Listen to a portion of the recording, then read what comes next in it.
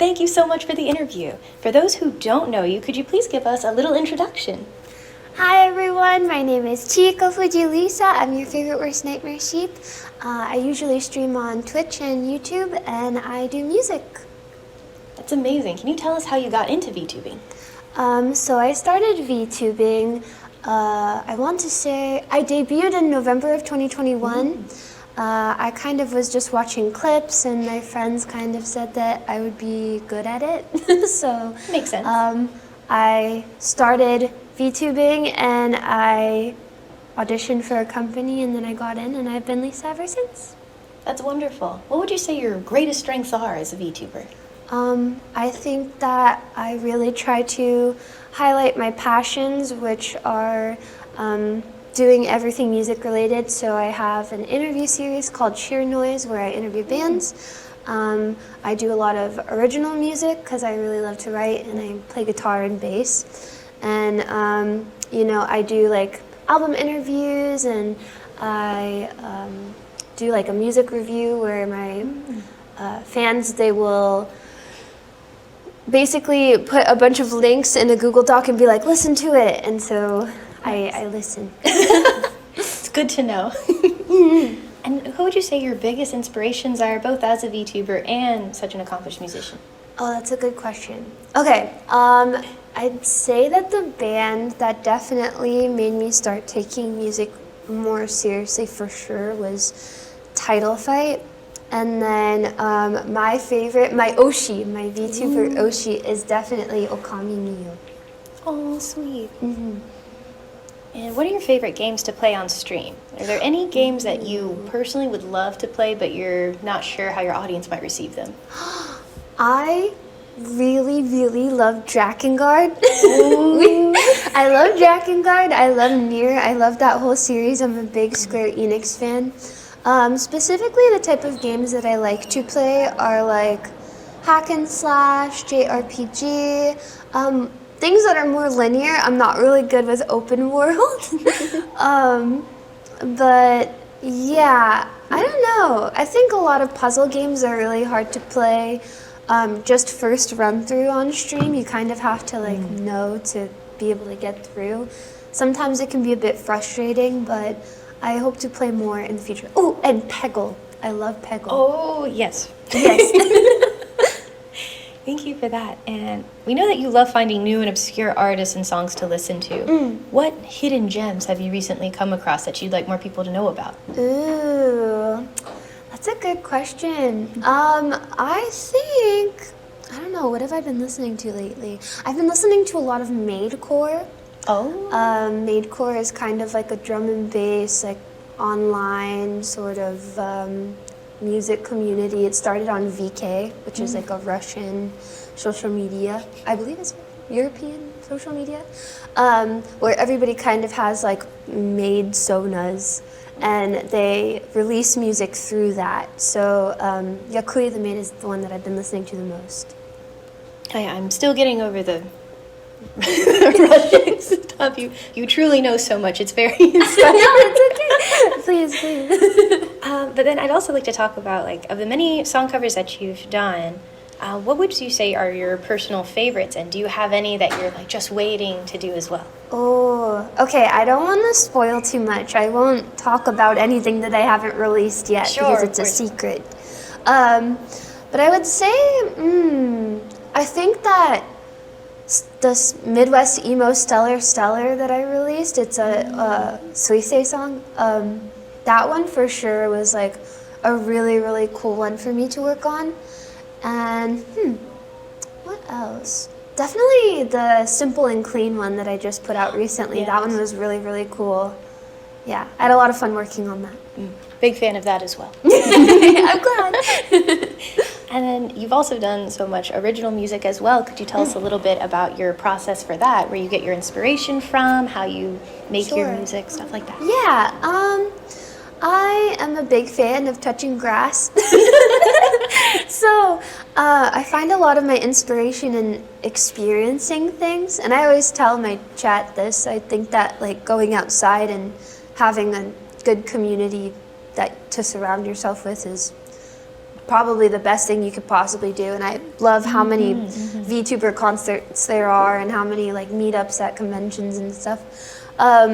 Yeah, I'd say that like sometimes I'm just like writing down notes in my phone of like little things that I think sound good, and I'll usually like check back to that later. If I find some cool chords, I'll be like, oh, this is a nice melody.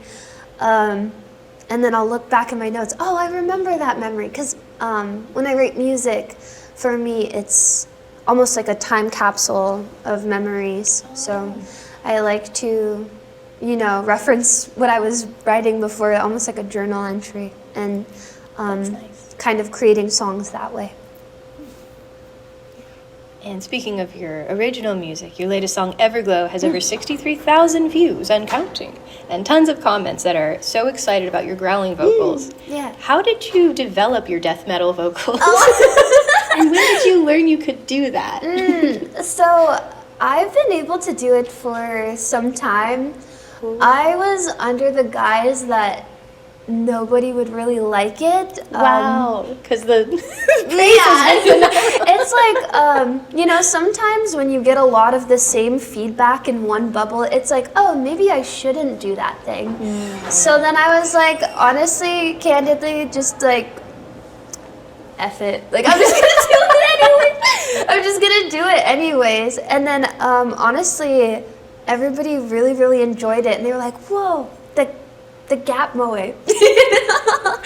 So, I mean, it's like, I listen to a lot of hardcore. I've been in a scrams band before, and like, I love to scream. It's like, you know, I like to sprinkle it in there. It doesn't have to be the thing that you do all the time, right? But it's like a fun little party trick every now and then.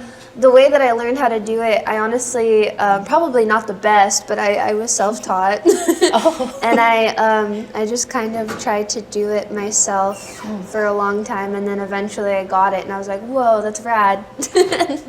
That's kind of it. But yeah, thank you for the love on Everglow. That's awesome. Of course, and the people want to know, has it helped your ability to conjure nightmares? Absolutely. Oh, very You know, good. it's like a jump scare, you know?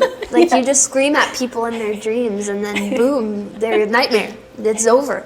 And how do you prepare yourself for doing these harsh vocals, because you have such this sweet, light little voice, and then these powerful growls come out? Like, how do you do that for your songs and for streams and stuff? You know, you gotta, like, lock in. You have to lock in.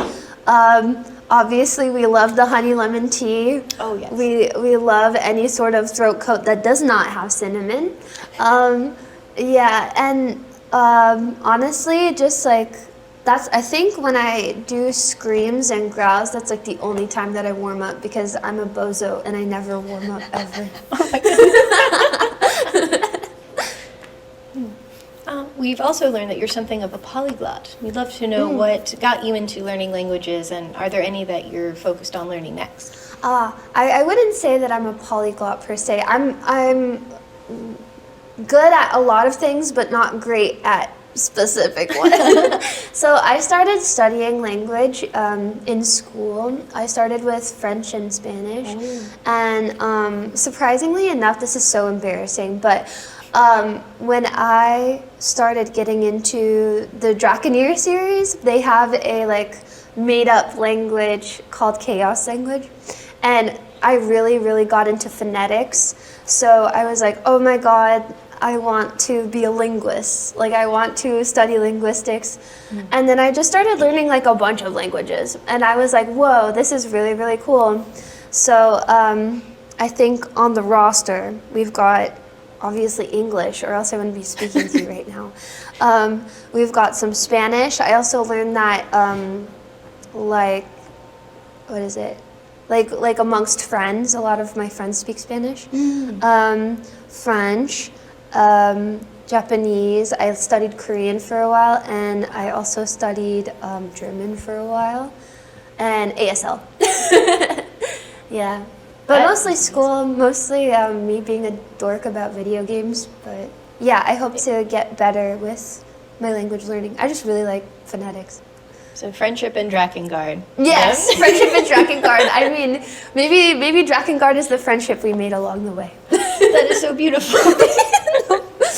I'm a poet. I love it. And you recently performed on the Great Battleship, Iowa, for the Boat Goes Binted VTuber concert. What was that experience like? You know, okay, so I have performed on ships before. Wow. My first experience was the USS Hornet in, Alameda.